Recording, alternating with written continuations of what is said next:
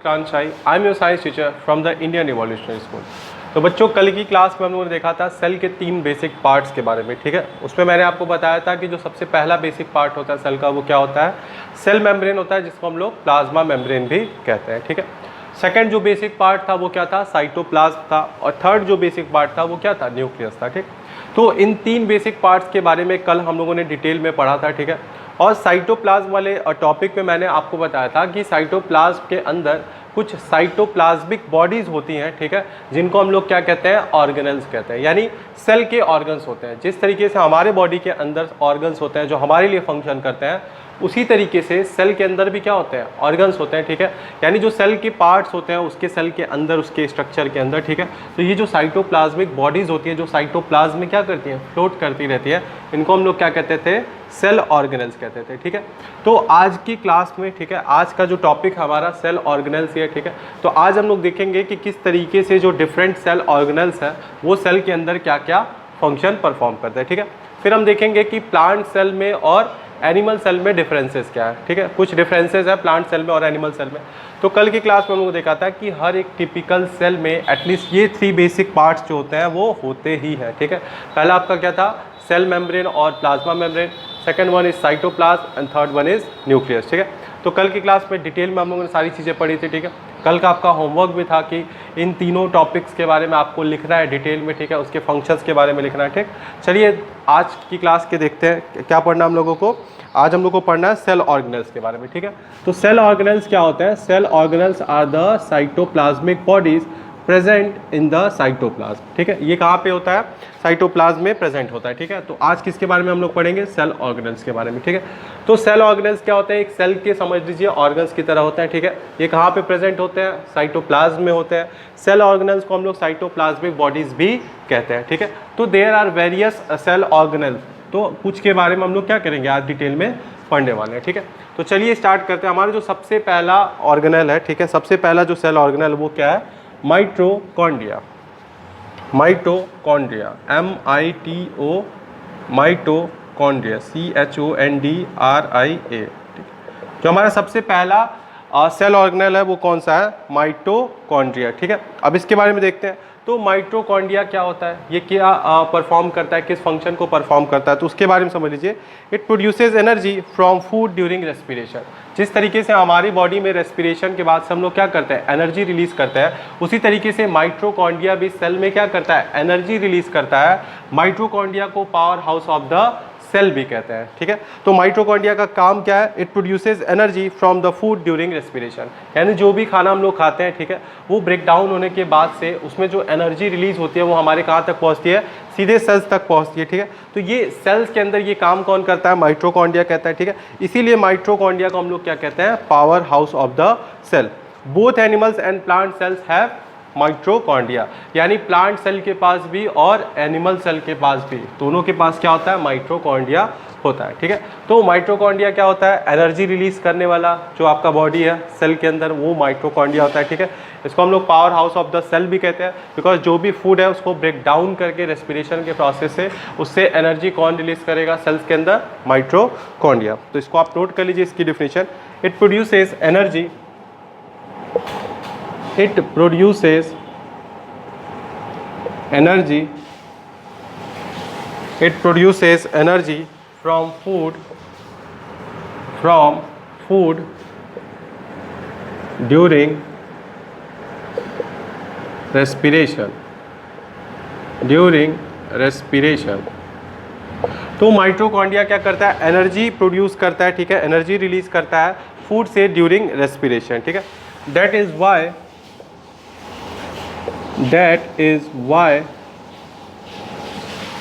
why mitochondria is also called mitochondria.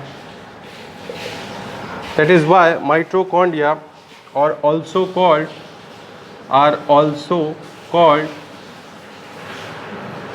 powerhouse of the cell. Powerhouse of the cell. इसीलिए power house भी कहा जाता है, ठीक है। बोथ प्लांट एंड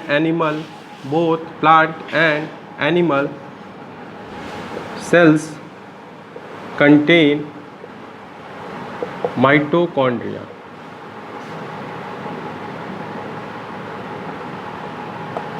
यानी दोनों प्लांट सेल के पास भी और एनिमल सेल के पास भी क्या होता है, माइटोकॉन्ड्रिया होता है। ठीक है, तो माइटोकॉन्ड्रिया क्या होता है, एनर्जी रिलीज करने वाला जो ऑर्गेनल होता है वो माइटोकॉन्ड्रिया होता है, इसीलिए उसको power house of the cell भी कहा जाता है। ठीक है, रेस्पिरेशन के प्रोसेस से एनर्जी रिलीज करता है, और एनिमल सेल में और प्लांट सेल में दोनों में क्या होता है, माइटोकॉन्ड्रिया पाया जाता है। ठीक है, नेक्स्ट हमारा अगला जो सेल ऑर्गेनल है वो कौन सा है, endoplasmic reticulum. Endoplasmic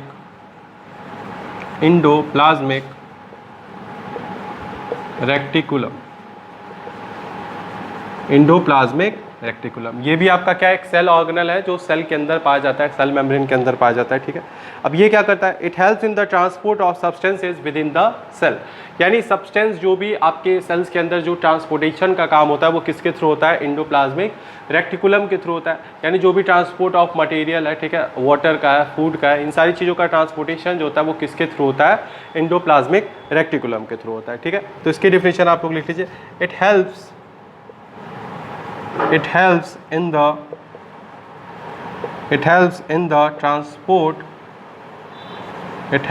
the transport of substance within the cell।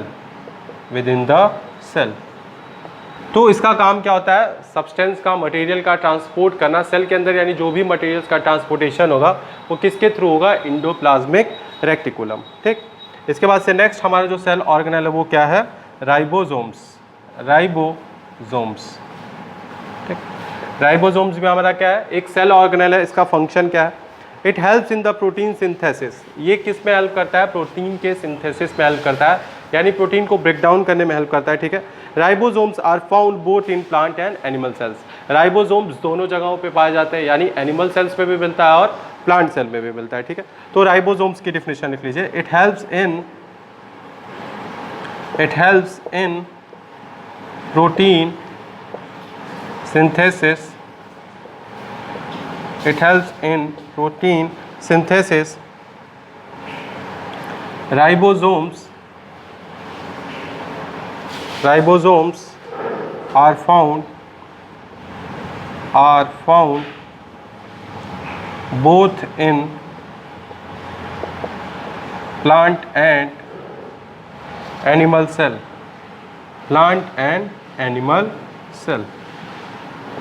तो हम लोगों ने देखा कि राइबोसोम्स क्या होता है, प्रोटीन के सिंथेसिस के लिए, यानी प्रोटीन को ब्रेक डाउन करने के लिए राइबोसोम्स की हेल्प की जरूरत पड़ती है। ठीक है, राइबोसोम्स प्लांट और एनिमल सेल दोनों जगहों पे पाए जाते हैं। ठीक है, तो ये हम लोगों ने कुछ ऑर्गेनल्स के बारे में पढ़ा, अभी मैं आपको और कुछ ऑर्गेनल्स के बारे में बताऊंगा। ठीक है, एक बार रिवाइज कर लेते हैं जो भी यहाँ पे लिखा हुआ है।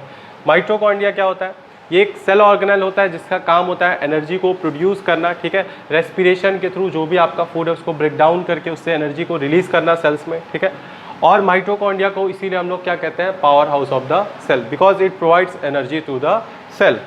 ये माइटोकॉन्ड्रिया जो होता है आपका प्लांट और एनिमल सेल दोनों जगह पे पाया जाता है। ठीक है, उसके बाद से हम लोगों ने देखा इंडोप्लाज्मिक रेक्टिकुलम। तो इंडोप्लाज्मिक रेक्टिकुलम एक सेल ऑर्गेनल है जो कि ट्रांसपोर्ट ऑफ मटेरियल और सब्सटेंस पे हेल्प करता है सेल के विद इन, यानी सेल के इनसाइड ट्रांसपोर्ट ऑफ मटेरियल में क्या करता है, हेल्प करता है। उसके बाद से देखते हैं राइबोसोम्स। राइबोसोम्स भी एक सेल ऑर्गेनल है जिसका काम है प्रोटीन को सिंथेसाइज करना। ठीक है, और राइबोसोम्स जो है आपके प्लांट और एनिमल सेल दोनों जगहों पे पाए जाते हैं। ठीक, तो ये सारी चीज़ें आप अपनी कॉपी में नोट कर लीजिए। चलिए देखते हैं हमारे नेक्स्ट सेल ऑर्गेनल के बारे में जिसका नाम है गोल्गी बॉडीज़। ठीक है, तो चलिए देखते हैं गोल्गी बॉडीज़ क्या होती हैं।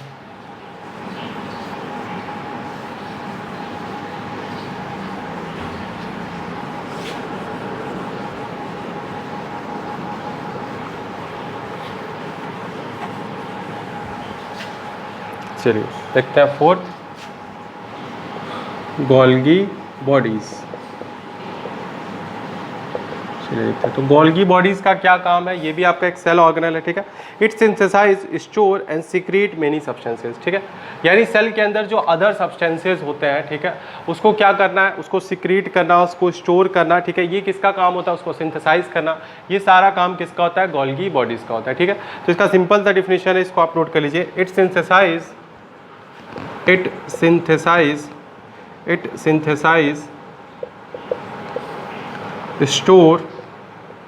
store and secrete and secrete many substances, many substances।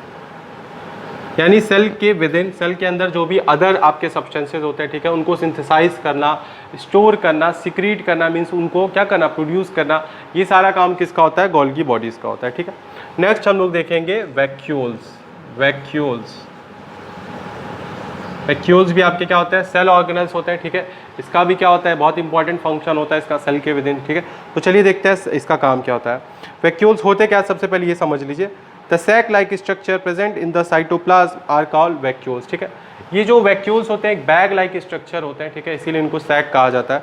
तो ये सैक लाइक स्ट्रक्चर होते हैं और कहाँ पे प्रेजेंट होते हैं, साइटोप्लाज्म में प्रेजेंट होते हैं, ठीक है। और इन्हीं को हम लोग क्या कहते हैं, वैक्यूल्स कहते हैं, ठीक है। जो वैक्यूल्स होते हैं आपके प्लांट सेल्स में क्या होते हैं, बड़े होते हैं। The vacuoles in plant cells are large, in animal cells vacuoles occurs less frequently are smaller in size. तो प्लांट सेल्स में वैक्यूल्स पाए जाते हैं, ठीक है, और लार्ज साइज में पाए जाते हैं। एनिमल सेल में ये फ्रिक्वेंटली नहीं पाए जाते हैं, और पाए भी जाते हैं तो बहुत छोटे साइज में पाए जाते हैं, ठीक है। वैक्यूल्स का काम क्या होता है, vacuoles store soluble food waste and secretion of the cell dissolve in water as cell sap, ठीक है। तो वैक्यूल्स का काम होता है जो भी सॉल्युबल फूड है, वेस्ट, ठीक है, जो भी फूड का वेस्ट है, ठीक है, या सिक्रीशन है, वो सब कुछ कौन करता है, वैक्यूल्स करते हैं, ठीक है। तो चलिए इसको देखते हैं। तो सबसे पहले वैक्यूल्स क्या होता है उसको आप नोट कर लीजिए। The sac like structure, the sac like structure, the sac like structure present in the cytoplasm, present in the cytoplasm,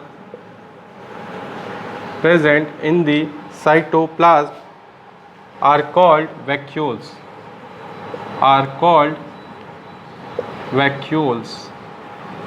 तो जो सैक लाइक स्ट्रक्चर होते हैं, बैग की तरह स्ट्रक्चर होता है, और कहाँ पे प्रेजेंट होता है, साइटोप्लाज्म में, उसको हम लोग क्या कहते हैं, वैक्यूल्स कहते हैं, ठीक है। इस पर आप सेकंड पॉइंट लिखेंगे। The vacuoles in plant cell, the vacuoles in plant cell, the vacuoles in plant cell are large, are large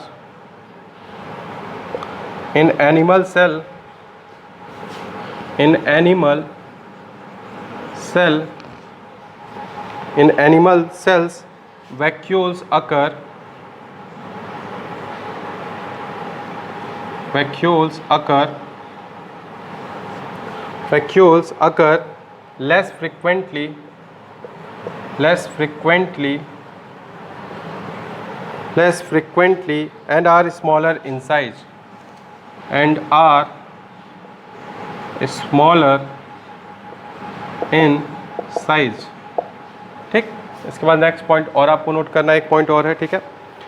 vacuoles store, vacuoles का काम क्या होता है, vacuoles store, vacuoles store soluble food, soluble food, wastes, wastes and secretion, and secretion of the cell, of the cell dissolved, of the cell dissolved in water, dissolved in water as cell sap, ठीक है। तो जो आपका vacuoles होता है, ठीक है, उसका काम क्या होता है, जो भी आपका सॉल्युबल फूड होता है, जो वेस्ट होता है, या जो सिक्रीशन होता है सेल्स का, ठीक है, जो वाटर में डिजॉल्व सिक्रीशंस होता है, ठीक है, उसको क्या करना है, एज अ सेल सेप क्या करना है, स्टोर करना, ठीक। तो वैक्यूल्स क्या होते हैं, एक बैग लाइक स्ट्रक्चर होते हैं, सैक लाइक स्ट्रक्चर होता है, कहाँ पे प्रेजेंट होता है, साइटोप्लाज्म में प्रेजेंट होता है, ठीक है, इसीलिए उसको क्या कहते हैं, वैक्यूल्स कहते हैं, ठीक है। खाली जगह समझ लीजिए वैक्यूल्स का मतलब। फिर वैक्यूल्स जो होते हैं आपके प्लांट सेल में क्या होते हैं, बड़े होते हैं, लार्ज होते हैं, ठीक है। एनिमल सेल्स में जो वैक्यूल्स होते हैं वो फ्रिक्वेंटली नहीं अकर करते हैं, मतलब हर जगह नहीं पाए जाते हैं, ठीक है। और कैसे होते हैं, स्मॉलर होते हैं, साइज में छोटे होते हैं, ठीक है। वैक्यूल्स का काम होता है जो भी आपका सॉल्युबल फूड है, वेस्ट है, या फिर जो सिक्रीशन है, जो डिजॉल्व सिक्रीशन है वाटर में, ठीक है, उसको क्या करना, उसको स्टोर करना एज अ सेल सेप, ठीक है। इसी में मैंने लिखा था गोल्गीज बॉडीज। तो गोल्गी बॉडीज का क्या, जो भी अदर मेनी सब्सटेंसेज है, ठीक है, उसको क्या करना, सिंथेसाइज करना, उसको ब्रेक डाउन करना, उसको स्टोर करना, ठीक है, उसमें से क्या करना, अदर सब्सटेंसेज को सिक्रीट करना, ये सारा काम किसका होता है, गोल्गी बॉडीज का होता है। ठीक है, तो चलिए देखते हैं कुछ और ऑर्गेनेल्स के बारे में देखते हैं। ठीक है, तो और जो अदर ऑर्गेनेल्स है हमारी, ठीक है, सम अदर ऑर्गेनेल्स, तो उसके बारे में भी देख लेते हैं।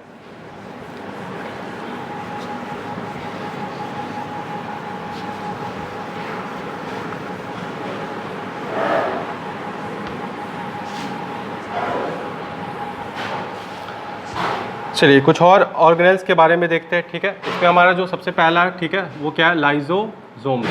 लाइजोसोम्स, ठीक, ये हम लोग कुछ अदर ऑर्गेनेल्स के बारे में पढ़ रहे हैं। ठीक है, इस पर सबसे पहला हमारा लाइजोसोम्स है। ठीक है, तो लाइजोसोम्स क्या होते हैं, lysosomes are present in animal cell and help in cellular digestion. ठीक है, ये एनिमल सेल्स में प्रेजेंट होता है लाइजोसोम्स, और किस में हेल्प करता है, सेलुलर डाइजेशन में, यानी जो सेल्स के अंदर जो फूड का ब्रेक डाउन होता है, ठीक है, डाइजेशन होता है, उसमें क्या करता है, हेल्प करता है। ठीक है, lysosomes are present in animal cell,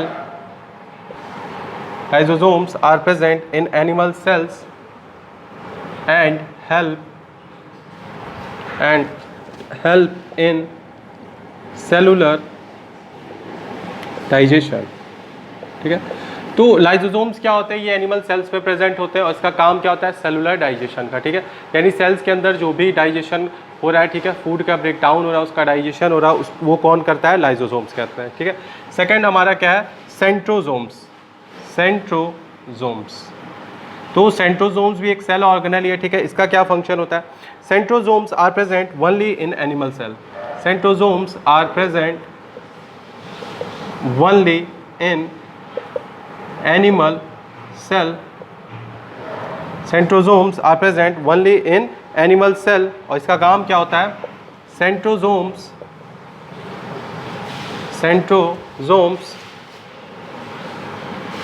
plays a role in the reproduction of cell,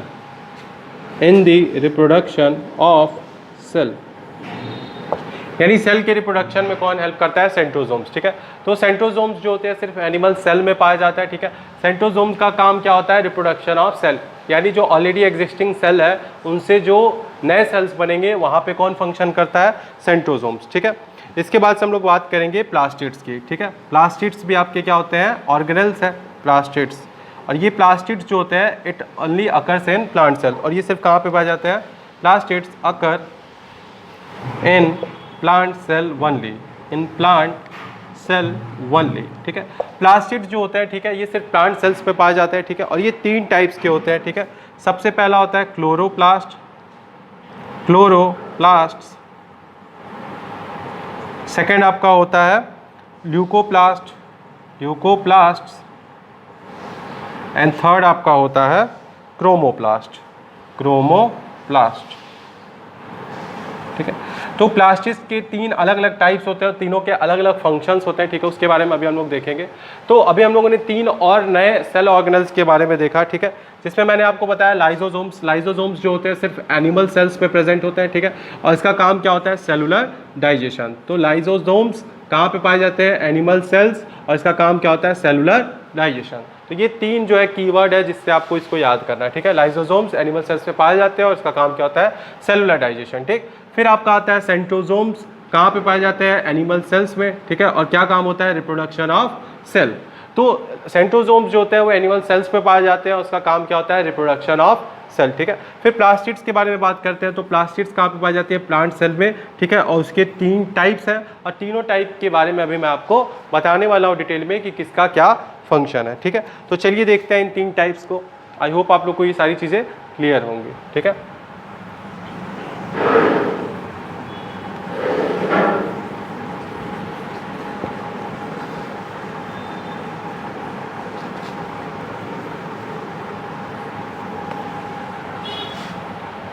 तो चलिए बच्चों देखते हैं। सबसे पहला टाइप जो था हमारा प्लास्टिड का, ठीक है, वो क्या था, क्लोरोप्लास्ट। ठीक, चलिए देखते हैं क्लोरोप्लास्ट क्या होते हैं, इसके फंक्शंस क्या क्या होते हैं, ठीक है। Chloroplast are green due to the present of chlorophyll. जो क्लोरोप्लास्ट होता है वो किस कलर का होता है, ग्रीन कलर का होता है। क्यों? Due to the presence of chlorophyll, ठीक है। इसका काम क्या होता है, this help in the synthesis of food by photosynthesis. तो ये फूड के सिंथेसिस में हेल्प करता है, जो भी फोटोसिंथेसिस के थ्रू जो फूड बनाता है प्लांट, ठीक है, उसके सिंथेसिस में क्या करता है, हेल्प करता है, ठीक है। जिसको आप नोट कर लीजिए, chloroplast are green, chloroplasts are green due to the presence of chlorophyll,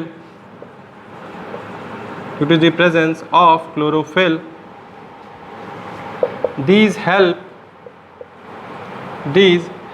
in the synthesis of food by photosynthesis। तो क्लोरोप्लास्ट क्या होता है, ग्रीन कलर का होता है, ठीक है। और किसके वजह से ये ग्रीन होता है, क्लोरोफिल के वजह से, ठीक है। तो क्लोरोफिल एक ग्रीन पिगमेंट होता है जिसकी वजह से क्लोरोप्लास्ट भी ग्रीन होता है, ठीक है। और इसका काम क्या है, जो भी फूड का सिंथेसिस करना, ठीक है। तो it helps in the synthesis of food by photosynthesis. तो फोटोसिंथेसिस के थ्रू जो भी फूड बनता है उसका क्या करना, ब्रेक डाउन करना, उसको सिंथेसाइज करना, उसको यूटिलाइज करना, किसका काम होता है, क्लोरोप्लास्ट का, ठीक। सेकेंड हम लोगों ने देखा था ल्यूकोप्लास्ट। तो चलिए देखते हैं ल्यूकोप्लास्ट क्या होता है, LUCO ल्यूकोप्लास्ट। चलिए देखते हैं ल्यूकोप्लास्ट क्या होते हैं, ठीक है। Leucoplast are colourless plastids. जो ल्यूकोप्लास्ट होते हैं वो कलरलेस प्लास्टिड्स होते हैं, ठीक है। इसका काम क्या है, it helps in the storage of food. इसको फूड को स्टोर करने में क्या करता है, हेल्प करता है, ठीक है। जिसको आप नोट कर लिए, leucoplast are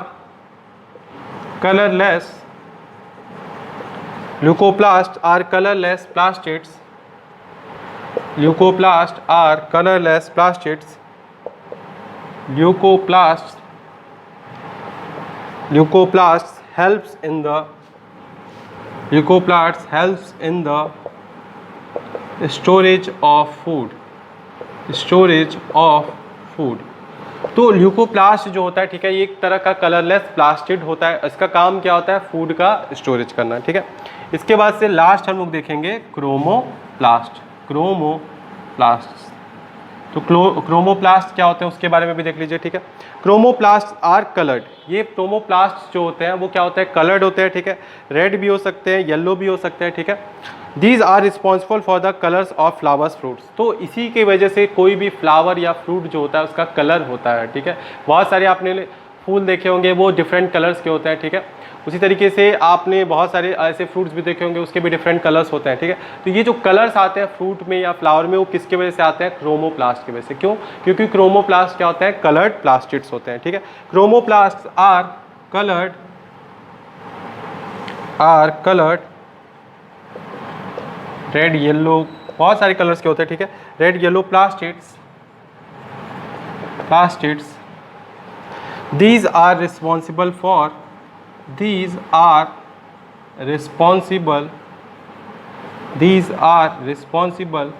the colors of flowers and fruits, ठीक है। तो ये फ्रूट्स और फ्लावर्स के कलर के लिए रिस्पॉन्सिबल होते हैं। For example tomatoes, carrot etcetera. तो आप बोलते हैं ना टोमेटो का कलर रेड कलर का होता है, कैरेट का ऑरेंज कलर का होता है। तो ये जो कलर आपको देखने को मिलता है किसी भी फूल में या फल में, वो किसकी वजह से होता है, इन्हीं क्रोमोप्लास्ट की वजह से होता है, ठीक है। क्रोमोप्लास्ट जो होते हैं आपके कलर्ड प्लास्टिड्स होते हैं, ठीक है। तो ये हम लोगों ने देखा टाइप्स ऑफ प्लास्टिड्स, यानी प्लास्टिड्स के टाइप्स को देखा, ठीक है। और जो 3 डिफरेंट प्लास्टिड्स जो कहाँ पे पाए जाते थे, प्लांट सेल में पाए जाते थे, उन तीनों के फंक्शंस के बारे में भी हम लोगों ने देखा। तो एक बार फिर से रिवाइज करते हैं। सबसे पहले मैंने बताया था क्लोरोप्लास्ट। तो क्लोरोप्लास्ट क्या होते हैं, ग्रीन कलर के होते हैं, ठीक है। क्यों? क्योंकि इसके अंदर क्या प्रेजेंस होता है, क्लोरोफिल का प्रेजेंस होता है, ठीक है।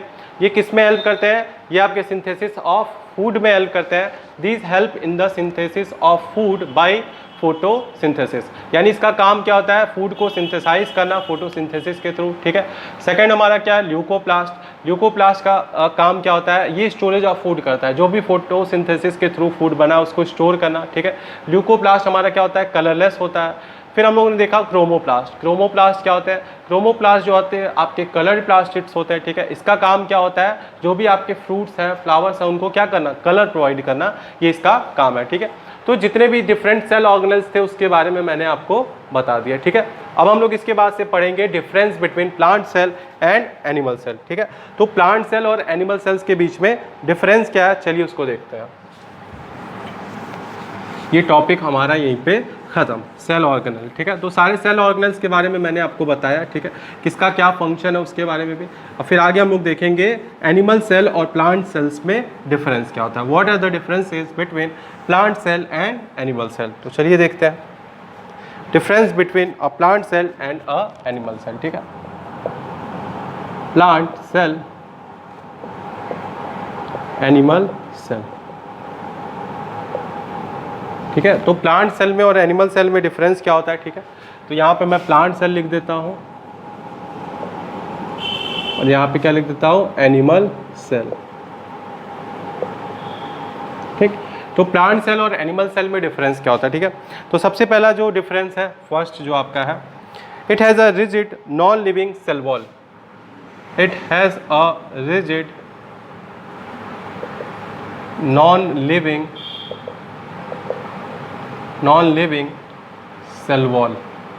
इसके पास क्या होता है, एक एकदम बिल्कुल सख्त और नॉन लिविंग यानी निर्जीव परत होती है, जिसको हम लोग क्या कहते हैं, सेल वॉल कहते हैं, ठीक है। और एनिमल सेल में ऐसा कोई भी सेल वॉल नहीं पाया जाता, no such cell wall is present. और एनिमल सेल में ऐसा कोई भी सेल वॉल नहीं पाया जाता, ठीक है। तो सबसे पहला डिफरेंस तो आपका यही था, ठीक है। सेकंड जो आपका डिफरेंस है, it has usually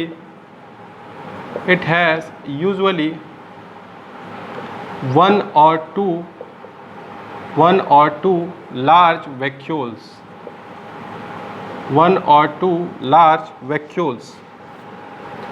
Vacuoles are either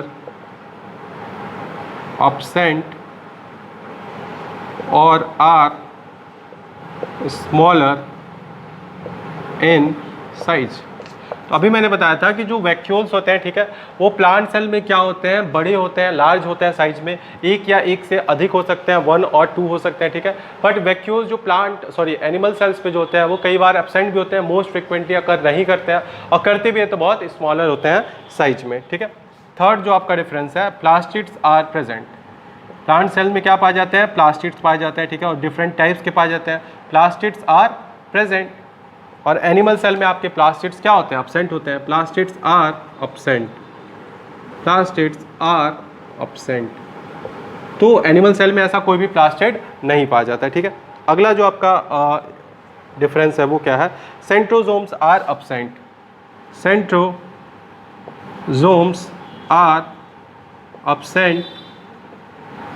but animal cell में सेंट्रोजोम्स क्या होते हैं, प्रेजेंट होते हैं, ठीक है। Centrosomes are present. तो सेंट्रोजोम्स क्या होते हैं, इसमें प्रेजेंट होते हैं, ठीक है। फिर हमारे जो लास्ट डिफरेंस है, fifth one, lysosomes are absent.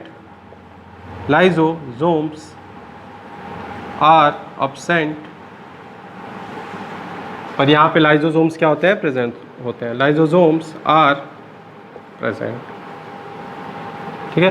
तो ये आपके कुछ बेसिक डिफरेंसेस हो गए, ठीक है, थर्ड, फोर्थ एंड फिफ्थ, ठीक। तो ये हम लोगों ने देखा कि प्लांट सेल में और एनिमल सेल में डिफरेंस क्या होता है, ठीक है। What is the difference between plant cell and animal cell, ठीक है। तो सबसे पहला हम लोगों ने डिफरेंस देखा कि प्लांट सेल में क्या होता है, एक रिजिड, एक सख्त नॉन लिविंग निर्जीव परत होती है, ठीक है, जिसको हम लोग क्या कहते हैं, सेल वॉल कहते हैं। ये सेल मेम्ब्रेन के बाहर एक लेयर होती है, ठीक है। फिर उसके बाद हम लोगों ने देखा कि एनिमल सेल में ऐसा कोई भी सेल वॉल प्रेजेंट नहीं होता है, no such cell wall is present, यानी ऐसा कोई भी निर्जीव और कोई भी ऐसा सख्त परत जो है वो सेल मेम्ब्रेन के बाहर नहीं होती है, इसीलिए वहाँ पे कोई भी सेल वॉल नहीं होता है। सेकेंड हम लोगों ने देखा इट हैज़ यूजुअली 1 और 2 लार्ज वैक्यूल्स। तो अभी वैक्यूल्स के बारे में मैंने बताया था कि जो मेनी अदर सब्सटेंसेज है उसको स्टोर करना, सिंथेसाइज करना, सिक्रीट करना, ये वैक्यूल्स का काम होता है, ठीक है। जो भी वेस्टेज होता है फूड का, ये सब कुछ स्टोर करना। तो वैक्यूल्स जो होते हैं प्लांट सेल में एक या एक से अधिक 2 भी हो सकते हैं, ठीक है, और लार्ज होते हैं साइज में, बट एनिमल सेल्स में नहीं होते हैं। एनिमल सेल्स में क्या होते हैं, ये या तो अब्सेंट होते हैं या फिर स्मॉलर होते हैं, साइज में बहुत क्या होते हैं, छोटे होते हैं, ठीक है। फिर उसके बाद से हम लोगों ने देखा कि जो प्लांट सेल है उसके अंदर प्लास्टिड्स पाए जाते हैं, ठीक है। वो भी प्लास्टिड्स जो होते हैं वो आपके 3 टाइप के थे, ठीक है, क्रोमोप्लास्ट, ल्यूकोप्लास्ट, ठीक है, क्लोरोप्लास्ट। तो ये 3 टाइप के जो प्लास्टिड्स होते हैं वो प्लांट सेल में पाए जाते हैं। बट एनिमल सेल में प्लास्टिड्स का कोई रोल नहीं है, इसलिए वहाँ पे प्लास्टिड्स क्या होते हैं, अब्सेंट होते हैं, ठीक। फिर हमने देखा कि जो सेंट्रोजोम्स होते हैं, ठीक है, वो हमारे प्लांट सेल में क्या होते हैं, अब्सेंट होते हैं, प्लांट सेल में नहीं पाए जाते। ये किस में हेल्प करते थे, reproduction of the cell. But हमारे यहाँ पे एनिमल सेल पे क्या होते हैं, पाए जाते हैं। सेंट्रोजोम्स क्या होते हैं, पाए जाते हैं, बिकॉज यहाँ पे रिप्रोडक्शन का फंक्शन होता है, ठीक है। फिर आते हैं लाइजोसोम्स पे। लाइजोसोम्स जो होते हैं हमारे यहाँ पे प्लांट सेल पे क्या होते हैं, अब्सेंट होते हैं, और एनिमल सेल्स में क्या करते हैं, ये पाए जाते हैं, ठीक है। तो ये सारे डिफरेंसेस थे प्लांट सेल के और एनिमल सेल के बारे में, ठीक है।